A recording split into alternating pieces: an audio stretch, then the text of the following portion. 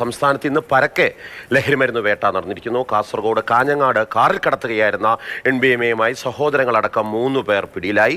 മഞ്ചേശ്വരത്ത് സ്കൂട്ടറിൽ കടത്തുകയായിരുന്ന 4 കിലോ കഞ്ചാവുമായി യുവാവും പിടിയിലായി. കോഴിക്കോട് എലത്തൂരിൽ പിടികൂടിയത് 77.72 ഗ്രാം MDMA ആണ്. കൊച്ചി വൈറ്റ്ലയിലും 23 ഗ്രാമിലധികം MDMA-യുമായി യുവാവ് പിടിയിലായിട്ടുണ്ട്. വിവരങ്ങളുമായി അഖില CP ചേരുന്നുണ്ട്. വടക്കൻ കേരളത്തിൽ ഒരുപാട് ലഹരിവേട്ട നടന്നിരിക്കുന്നു. അഖില, പോലീസ് ഇത് സംബന്ധിച്ച് നൽകുന്ന വിശദീകരണങ്ങൾ എന്തെല്ലാമാണ്? റെയ്ഡ് അങ്ങനെയുള്ള കാര്യങ്ങളെല്ലാം ഊർജിതപ്പെടുത്തിയിട്ടുണ്ടോ?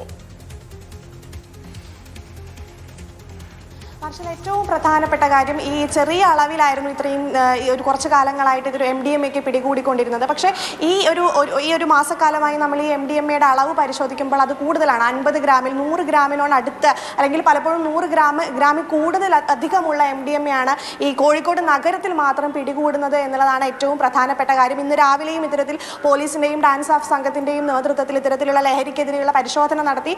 അങ്ങനെയാണ് കോഴിക്കോട് 3 യുവാക്കൾ, എല്ലാവരും 35 വയസ്സിന് താഴെയുള്ളവരാണ്. മിഥുൻ രാജ്, രാഹുൽ, നിജിൽ എന്ന് പറയുന്ന 3 പേരെ ഇന്ന് ഹോം സ്റ്റേയിൽ വെച്ച്, അതായത് ഹോം സ്റ്റേയിൽ ഇത്തരത്തിൽ മയക്കുമരുന്ന് ഇടപാട് നടത്തുന്നതിനിടെയാണ് കോഴിക്കോട് എലത്തൂർ പോലീസ് ഇവരെ 3 പേരെയും പിടികൂടുന്നത് എന്നുള്ളതാണ് ഏറ്റവും പ്രധാനപ്പെട്ട കാര്യം.